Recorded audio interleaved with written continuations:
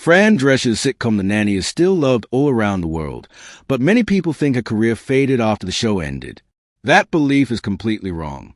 In reality, Fran became more powerful than ever.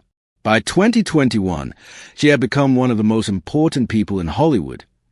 Even though most people had no idea, she became the president of SAG-AFTRA, the Actors Union, which meant she had a major influence over every actor's paycheck and every contract in the industry. She had the power to stop productions, delay movies, and push back against studio executives. In 2023, she shut down Hollywood for 4 months during the famous actors' strike. Studios lost billions because she refused to back down from her demands. This incredible power didn't come out of nowhere. It came from years of struggle, heartbreak, and experiences that shaped her into a fighter long before anyone knew her name. Fran Drescher was born on September 30th, 1957, in Flushing, Queens. Her full name was Francine Joy Drescher. She grew up in a small house with her parents, Sylvia and Morty. They had simple but steady jobs. Sylvia worked helping brides choose their dresses, and Morty worked as a systems analyst for the Navy. They didn't have much money, but their home was always filled with loud conversations, family stories, and humor. Their Romanian and Polish backgrounds influenced the way they celebrated holidays, cooked food, and handled life's challenges. Fran spent her childhood listening to relatives talk loudly over one another at the dinner table. Every conversation sounded like a comedy scene. Queens itself shaped her personality too. It was full of people from different cultures, each with their own accent and style. The fast-talking, energetic environment became a part of her. Her famous voice, sharp, nasal, and very Queens, was something she had even as a child. That voice would later become her trademark, the thing people recognized instantly. As a kid, she loved performing without fully understanding what acting meant. She would copy TV actors in her living room, put on little shows for neighbors, and turn school hallways into makeshift stages.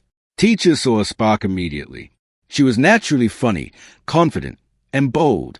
She could silence a classroom just by beginning to speak. During lunch, she often entertained her friend by creating characters and acting out scenes on the spot. People remembered her little performances years later. Those moments made her feel understood and pushed her toward a future where she could make people laugh. Her Queens neighborhood also played a role in shaping her identity. Everyone talked differently. Some people spoke slowly, some quickly, some loudly, some softly. She grew up surrounded by that mix. Her accent wasn't something she created for television. It was real and natural. Neighbors remembered hearing her voice from across the street even when she was young. That voice became part of who she was.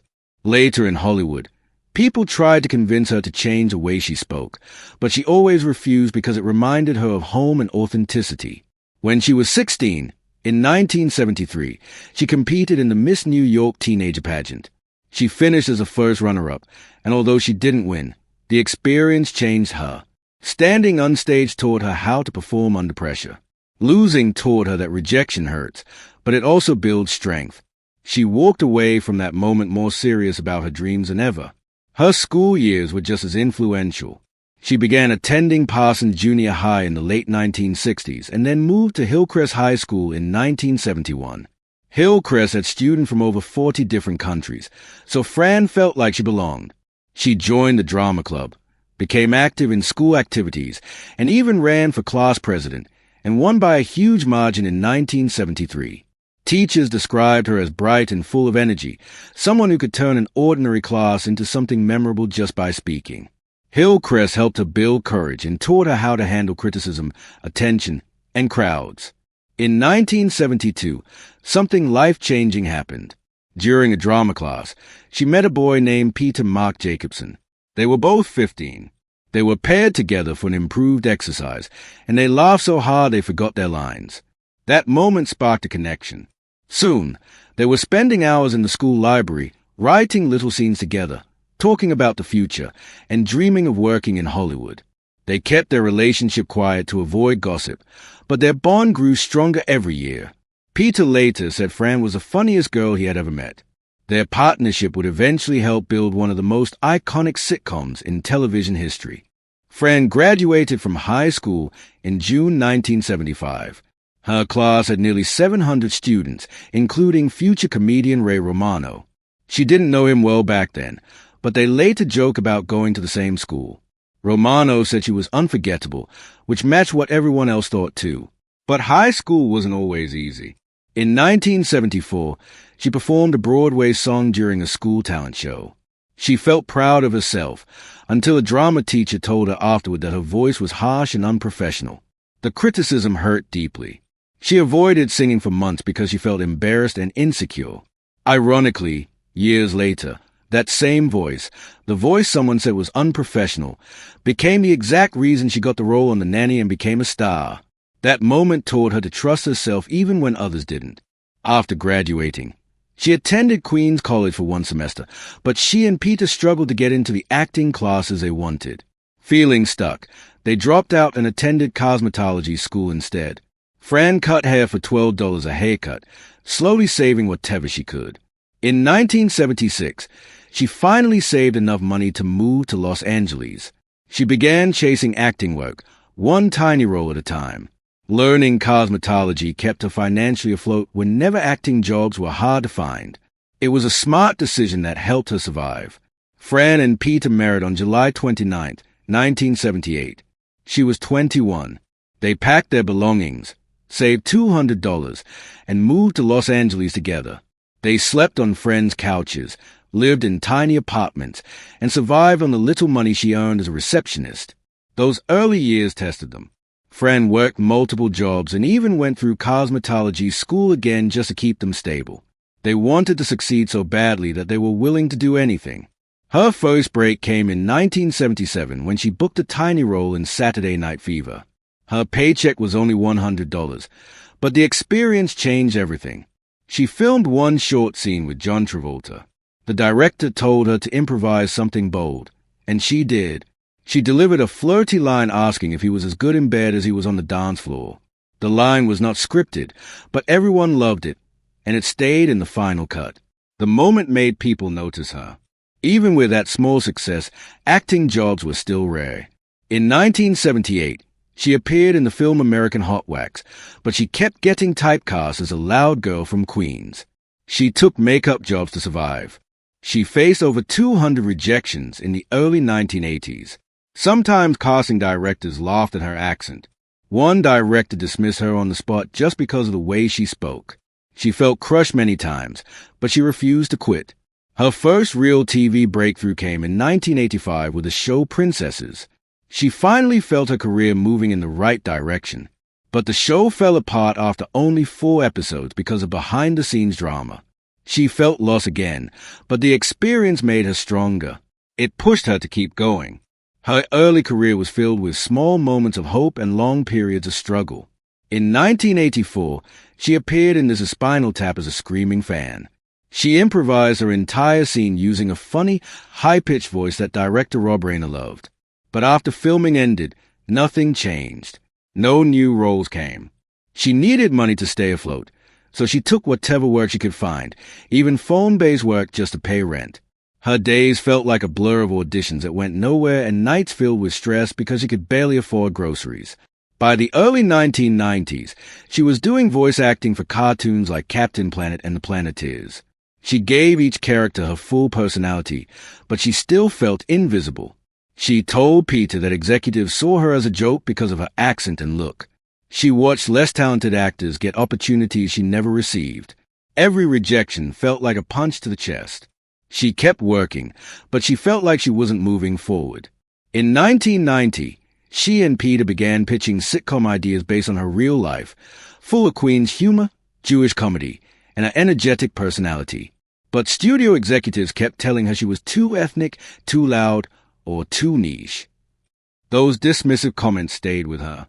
Years later, when she became the president of SAJFTRA, those memories fueled her determination to fight for actors who didn't fit Hollywood's narrow mold.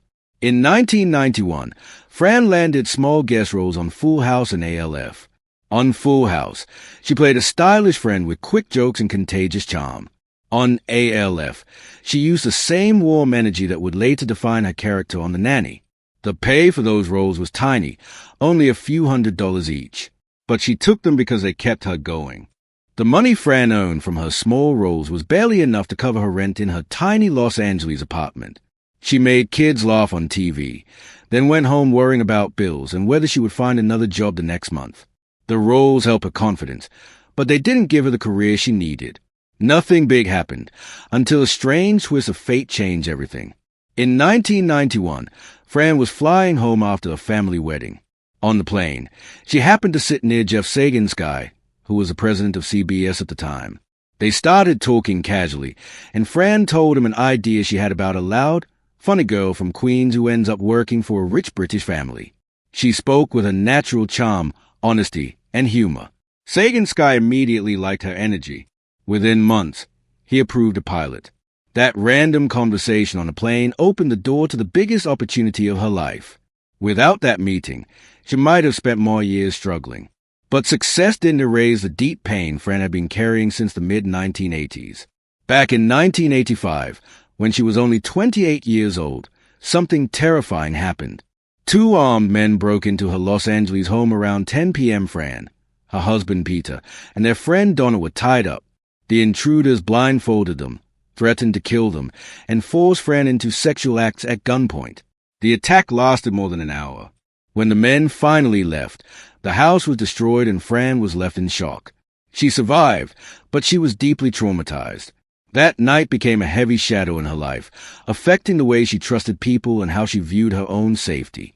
The aftermath was even harder. Fran didn't tell her parents because she didn't want to break their hearts. Only Peter and a few close friends knew what really happened. She developed PTSD and suffered from intense nightmares. She double-checked her locks constantly, afraid of being alone. Sometimes she couldn't even get through auditions because flashbacks would hit her out of nowhere. Therapy helped, but healing was slow and painful. She stayed silent publicly for many years because she didn't want to be defined by the attack.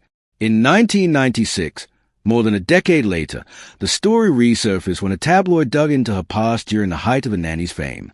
Police reopened part of the investigation and asked Fran to help identify one of the attackers, Robert David Marcus. She agreed. She sat in a prison interview and confirmed details that helped secure his conviction. The justice didn't erase her pain, but it gave her a sense of closure and strength. Her ability to speak up also helped Hollywood take assault survivors more seriously. By 1992, Fran and Peter had started developing the nanny together. Fran Fine, the character everyone would soon fall in love with, was inspired heavily by Fran's real life. The Queen's childhood, the beauty school background, the parents named Sylvia and Morty, all came from her own story. Her real voice, her real timing, her real humor shaped the character. It became one of the very few sitcoms of that era that was created and led by a woman, which gave it a special spark. In spring of 1993, they pitched the pilot to CBS. At first, executives doubted her. The accent, the bold personality, the big hair, they didn't think audiences would connect with it. So Fran walked into the meeting dressed as Fran Fine and performed the entrance scene live, right in front of them. The executives changed their minds instantly. They approved the pilot on the spot. That moment became legendary because it showed how confidence and authenticity can open doors that seem locked. In July 1993, Charles Shaughnessy was cast after more than 50 British actors auditioned. His real accent added the perfect tone for the show. The entire first season had only a $1 million budget, so the team had to be creative. They shot in real New York locations, reused sets, and worked long hours. But the chemistry between Fran and Charles made everything work. Fran also fought for a co-executive producer credit. That was extremely rare for female leads at the time, but she knew that owning part of the show meant financial security and creative control. That decision later earned her millions in syndication and paved the way for other actors to ask for more power in their own projects. It was especially meaningful because she was still dealing with trauma from her past and often felt the need to protect herself and her work. The pilot aired on November 3, 1993, with nearly 15 million viewers tuning in. Her improvised line, "Oh my God," became a catchphrase instantly. But behind the laughter, her marriage was starting to crack. She and Peter often clashed over scripts and creative decisions. The stress of producing and starring in the show was huge, and it wore them down. Even so, Fran held the show together through pure determination. By the second season in 1994, The Nanny had become a hit, reaching the top 20 shows on American television. Fran earned Emmy nominations in 1994 and 1995, but the same voice that made her famous also strained her physically. She worked 14-hour days and her throat often hurt from keeping the high, raspy tone. She hired vocal coaches just to protect her voice so she could continue giving fans a character they loved. Fame was exciting, but it came at a price. In 1995, Fran directed an episode of the show. She also stood up against sexism by firing a writer who made disrespectful jokes toward women. The decision shocked the production staff, but it sent a clear message. She wanted a respectful, supportive workplace. Her leadership helped create a healthier environment for everyone on set, especially women.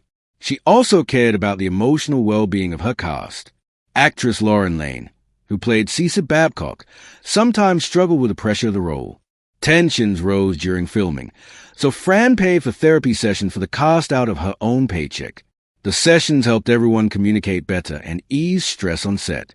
It was something almost no lead actor had ever done, and it showed how deeply Fran cared about her co-workers. In 1996, Fran turned down a major role in a sequel to Saturday Night Fever because The Nanny was paying her nearly $500,000 per episode by its fifth season. Staying with the show brought stability, but also stress. The long hours and pressure continued to strain her marriage, even though she stayed committed to the show she had worked so hard to build. The series aired its final episode in May 1999, drawing almost 20 million viewers.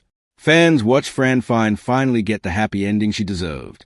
Even while Fran Drescher was fighting financial battle behind the scenes with CBS, she stayed focused on finishing The Nanny the best way she could. CBS had delayed the show's syndication deal, and that delay cost Fran and the entire crew millions of dollars in royalties. It was frustrating, but she kept going. Even with the disputes, the finale remained a bright moment in her career. It closed a chapter that changed her life and helped reshape what television could look like.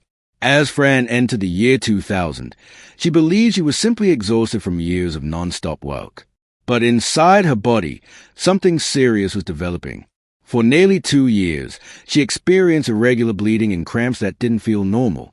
She visited 7 different doctors, and each one dismissed her concerns.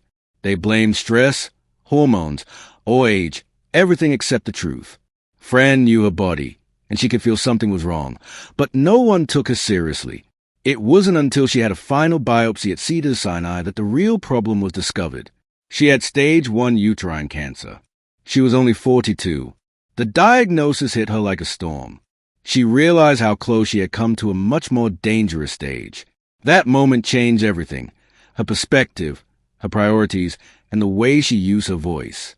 She saw, painfully, how often women are brushed aside by the medical system. One test had saved her life, but it took years of being ignored before she got it. In February 2000, Fran underwent surgery. She had a total hysterectomy, which removed her uterus and cervix, forcing her into early menopause long before most women her age even think about it. She spoke openly about the complicated emotions that followed. The physical loss mixed with emotional wounds from her past. She talked about the connection she felt between her illness and the unprocessed trauma she had carried since she was raped at 15. Doctors never said trauma caused a cancer, but in her heart, she felt the two were connected. Her honesty gave thousands of survivors permission to speak their own truths. Healing became more than a medical process. She realized she had to face memories she had been avoiding for decades. That understanding guided her through the lonely months after surgery. When she finally recovered enough to regain her strength, she decided to use her experience to help others. In 2001, she wrote Cancer Schmancer. The book told the story of the 8 doctors who missed her diagnosis and the one who finally saved her life. Readers were shocked at how easily her cancer could have been missed completely. Her mix of humor and blunt honesty made the story feel real and human instead of terrifying. The book became both a warning and an inspiration. Women began demanding second opinions, insisting on further testing, and refusing to be dismissed. Fran's voice encouraged people to take control of their health long before modern movements emphasized that kind of advocacy. By 2001, Fran was cancer-free, with a survival rate above 90% because the disease had been caught early.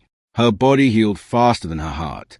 She struggled with the loss of fertility and the emotional challenges of early menopause. She attended therapy to rebuild her confidence piece by piece. Her husband, Peter Mark Jacobson, supported her through every appointment, every fear, and every tear. But even with his support, their marriage didn't survive the emotional weight of her illness. They divorced in 2003. Fran later said that Peter had been her strength during the darkest moments, but the trauma changed both of them in ways they couldn't fix as a couple. Her pain shaped her work. In 2001, she appeared on Law & Order, SVU, playing a character facing a cancer diagnosis. Fran used her real experiences to guide her performance. It was raw, intense, and free of any acting tricks. Critics noticed. Fans noticed too. It became clear she was transforming her pain into purpose. Business Insider even wrote about how she turned the role into a way to spread awareness and reach people who only knew her as a comedy actress. Life continued to shift in unexpected ways. After her divorce, Peter came out as gay. Fran didn't react with anger or resentment. Instead, they found a new kind of relationship, one built on trust, friendship, and creativity. In 2011, they created the sitcom Happily Divorced, based on their real story. The show aired on TV Land and attracted about 1.2 million viewers per episode during its first season. It was groundbreaking because it portrayed modern relationships with honesty and warmth instead of shame.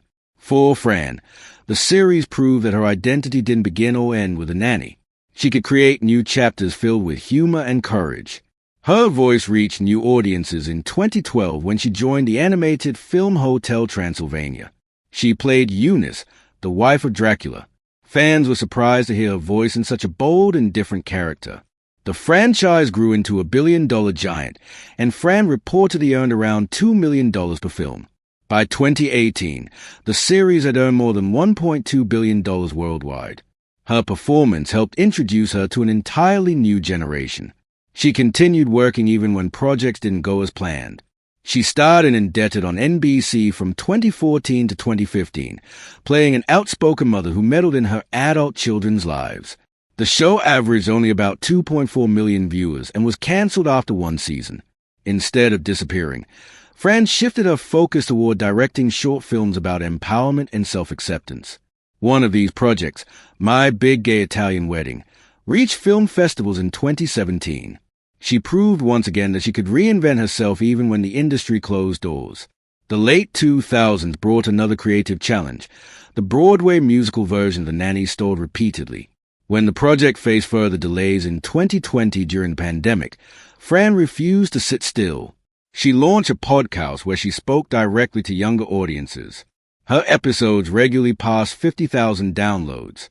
She talked about trauma, recovery, health, and reinvention. Younger listeners connected with her honesty because she didn't pretend everything was perfect. She simply told the truth. Her voice grew even more powerful when she stepped into activism. Long before she became a union leader, she founded the Cancer Schmancer movement in 2007. The movement was born from her experience with 8 doctors who overlooked her symptoms.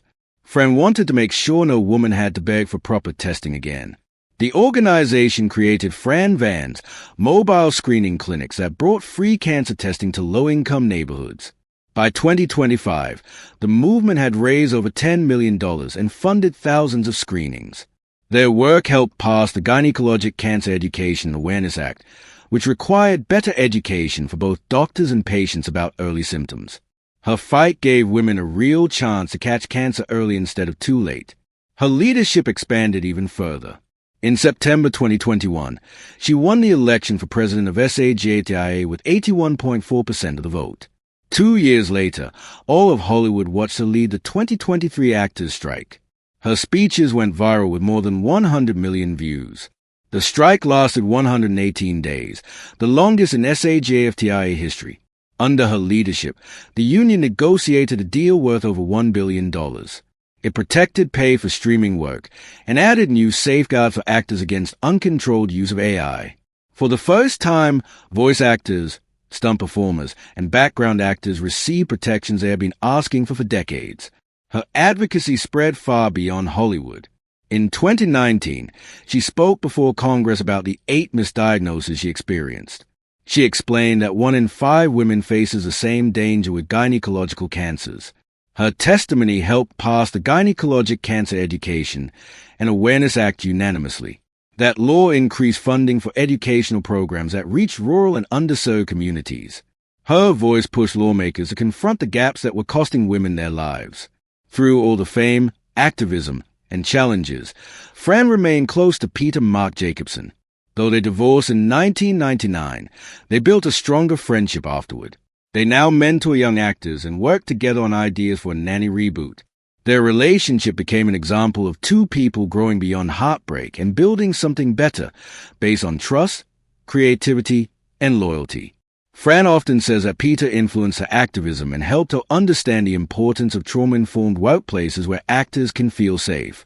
Her influence extends far beyond television. In 2008, she was appointed as a U.S. State Department envoy for women's health. By 2025, she had traveled across Europe and other parts of the world, meeting with leaders, doctors, and health groups to advocate for early detection and patient rights. Her talks, books, and interviews inspired millions of people to demand better care. She proved that a celebrity can use fame not just to entertain, but to truly change lives.